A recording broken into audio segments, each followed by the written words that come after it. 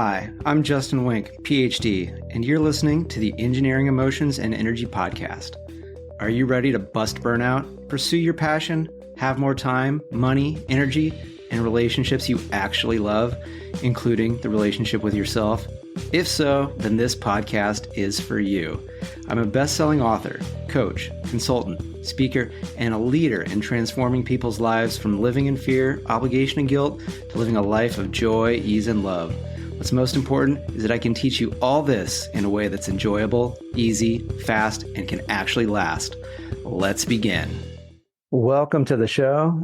Justin Wink here, coming to you, recording this from Lake Atitlán, Guatemala. And today I am talking about how wanting is keeping you from having. Might seem counterintuitive. Like if you want something and you don't have it, you just got to want it. And then when you have it, you're not going to want it anymore. Yet this very simple yet elusive little twist on how you come about something you want is going to have huge shifts into actually having what it is that you've been wanting for so long. So definitely stick around. First, I want to talk about a little bit of my travels. So I'm now in Guatemala, where behind me is beautiful Lake Atitlán. And there's two volcanoes behind me. And this is one of the clearest days. Well, I mean, this is only my second day here, but it's incredibly clear. You've been keeping up on some of my other travels through Costa Rica, where I went to Arenal volcano. I went to Chirripó, the tallest peak. And usually I got some views of those volcanoes, mountains, yet then weather resulted in being really challenging, almost completely obscured. And actually, yesterday, as I was driving down here to Lake Atitlán, I'm staying in San Marcos, La Laguna. It was just completely cloud covered. I wasn't able to see anything. The driver was telling me in Spanish, and so I really had to use my Spanish skills. Was telling me that usually here is a really, really great view, and I just see a wall of cloud, just nothing. And it's one of those we can often want something like I want to see the view. Yet I knew I had confidence that I'm going to get a good view of these volcanoes here at Lake Atitlán, one way or the other. I mean, I'm here for about 12 days, so just based on time, it's likely to happen. Yet I wasn't worried, and I was enjoying the beauty and the mystery of going through these crazy thick clouds and these windy roads, where just all of a sudden, there's a horse carrying sticks and things, and then right on the side of the road, and got to go around that, and just really enjoying. And it's great to be in a new country. I've never been to Guatemala before, and every country just has its own little way of just differences, which are just really interesting. And I got to go to a little city called Antigua, which is really incredible in that all of these streets have cobblestones. So I don't know when this city was built, when that was a good idea. So it looks amazing. Yet in practice, to drive on these cobblestones, even to walk, is incredibly challenging. It's almost one of those some good dirt roads could actually be better than these beautiful looking cobblestones. And while I was walking around, I was like, I think I would really like to buy a shirt or something. And in the past, it's usually something that's brought up a lot of uncertainty. At this time, I was like, I'm going to make it easy. There's nothing I really need. I just would like a shirt. Maybe I would like some jewelry. And it really does shift everything when you realize that there's nothing you really need in life, when things just become, well, this would be nice to have. Because it really made negotiating, haggling so much more easy when I'm just like, yeah, that just seems like too much. I don't really need this that badly. I don't want it. And so I ended up I probably could have haggled for lower prices, yet I ended up getting a great shirt, which I'm wearing. If you're watching this video, I was like, oh, I see that. And they didn't have it in the initial color in my size, yet she pulls out this black with this lovely rainbow kind of going down the buttons and collar and sleeves. And I'm like, you know what? The black is actually even better.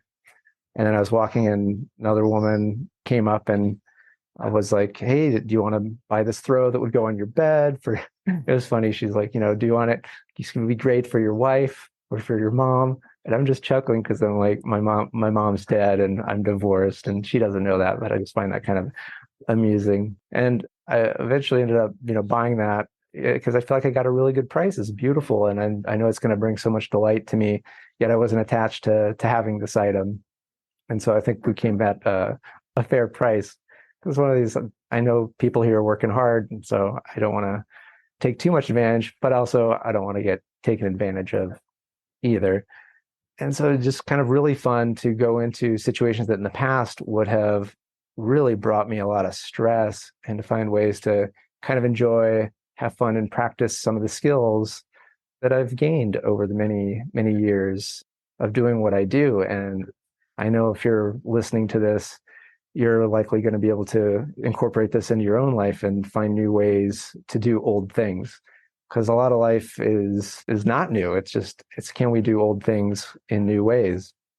And this is what kind of brings me to today's topic of wanting, because you've always wanted from the day you were born. You wanted your mother's love, you wanted milk, you wanted food, you probably wanted your diaper changed.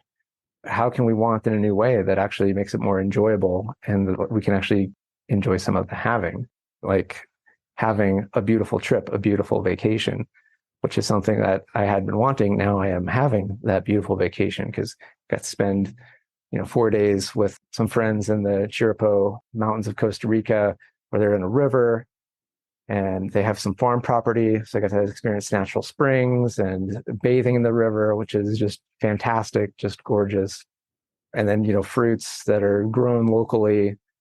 It's just phenomenal hikes, just amazing things, just having that experience. And I know there's experiences that you probably want to have, and maybe you haven't had because you've been busy wanting them. And it's like, okay, well, yeah, but I'm going to want it until I have it. And I like to call this a little bit the Amazon Prime way of living life. And whether you love Amazon or hate Amazon, at least where I live in California, it's really, really amazing that go on Amazon. And I'm not encouraging you to go. I don't care if you buy on Amazon unless you want to buy my book, but you can also buy my book, Engineered to Love, Going Beyond Success to Fulfillment, off of Barnes and Noble. And there's lots of other ways to buy it, not through Amazon now. But you go and there's something you would like to have, something you want to bring into your life, and just click order now. And I know that within 2 business days, it's going to arrive. I don't have to be wanting it anymore. I effectively have it. It's just a matter of time and methodology. And it might come in 2 days. It could come in one day. And I don't exactly know which delivery company is going to be delivering it. It could be UPS, could be the Postal Service, could be another third party. And I don't know the exact time it's showing up. I just know I have it. It's coming. It's a matter of time. And I like to refer to this is called having expectancy, and it's not expectation. Expectation would be, okay, I'm going to have this. It's going to come Tuesday at 3 p.m. via UPS. That's how it's going to arrive. And if it doesn't come that way, then I'm going to be upset. And I better make sure it comes that way. If not, then there's something wrong. And so when we let go of the expectation of the how, and we just allow for the what to show up in whatever way, then we get out of the wanting, and we're already effectively in the having mindset. Because with expectancy, it's like, I have it. It's not right at my disposal, but it's just a matter of time. There's nothing to stress. I'm going to go live my life, do whatever until it shows up. And, as you know, I've been doing a lot of traveling. So I'll also do a travel metaphor for this. So, getting too stuck in the wanting, it's kind of like you want to have a trip to, well, I don't know, let's say Lake Atitlán, Guatemala. So you go to the ticket counter, virtual ticket counter, physical ticket counter, whatever it is, to go purchase your tickets. You're like, I want a trip to Lake Atitlán, Guatemala. I want it. And you go, fantastic. Here are your tickets. And then you don't leave. You just keep going. I want a trip to Lake Atitlán, Guatemala. And they go, all right, here's your tickets. But you don't fucking leave. You can't get your trip by staying at the ticket counter. You can't get what you want by continuing to want. Eventually, you have to accept that you've purchased your ticket and you got to walk away from the ticket counter and allow for the journey to unfold, which is what will get you to the trip, to the location of a destination. It's the beginning of a journey. And when we stay in the wanting, we're preventing going on that journey of allowing it to actually show up in our life. And this does involve a little bit of trust that we're going to do the things that are necessary for it to happen. Like to trip, it takes getting to the airport, getting on the plane, and then getting transportation from the destination airport to wherever you're going. And some of those things you can control, and then other things you cannot control. Like on my way here, I had the driver all set up and he picked me up. He was a little late because there was an accident.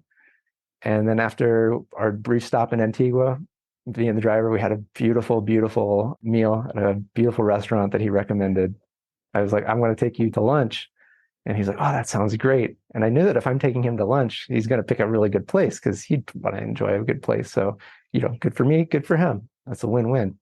But, we're about halfway from Antigua to San Marcos on Lake Atitlán here. And he pulls off to the side of the road. And he's like, I got to drive this other car back to Guatemala City. Here's another driver, Antonio. He's going to drive you the rest of the way. And I wasn't expecting that. And Antonio didn't speak English, whereas my original driver, Tony, did. And so I wasn't expecting that yet. It turned out to be pretty awesome because I got to practice my Spanish skills and probably get some experiences I wouldn't have gotten had we not switched it out. And so just being open to things aren't going to go however you might expect them, but they are going to go. It did make it here where I intended.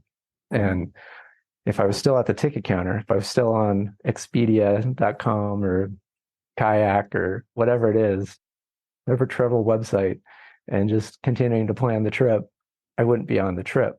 So what aspects of your life are you effectively not allowing yourself to go on the journey, not allowing yourself to go on the trip? You're just stuck in the wanting. You're having the want, but you're not allowing yourself to have what it is that you want. Is it something to do with work? Is it something you'd like to do, experience? Is it a type of person you'd like to have in your life? Let me know. I'd really like to hear. So, a podcast at justinwink.com, or check me out on social media, Justin Wink, Ph.D. So Facebook, TikTok, Instagram, LinkedIn. So yeah, send me a message there. What is it that you've been wanting that you just haven't been able to find a way to have? And maybe we can figure some stuff out. And if you're like, I don't like reaching out for help, I would highly recommend allowing yourself to have some help. It's made my life a lot easier, a lot more enjoyable, a lot more fun. Yet, if you're one of those, because I was this way for most of my life, that just likes to do things on your own, then I would highly recommend my book, Engineer to Love, Going Beyond Success to Fulfillment. It's got some great exercises that help you get out of the wanting and into the having mode. So getting out of expectation and into expectancy. And that's really what it's all about, is to just say, I want this, and then have some expectancy that it's going to happen, and I'm open to whatever's going to come my way to allow it to happen, however that trip's going to unfold, whether it's a very direct route or perhaps there's some changes along the way. And along the way, you might have a new want, which is totally okay. You can just keep having new wants. Just like on the Amazon shopping site, once I order one thing, I don't have to wait around to order another thing. I can keep ordering new stuff. And then that'll also show up whenever it shows up. The key is to not be stuck and waiting on that one thing and just wanting it and wanting it and wanting it. It's all about switching it up. So it's been really great sharing this, Sharon being here in beautiful Lake Atitlán here in Guatemala. And with that, thank you and good day.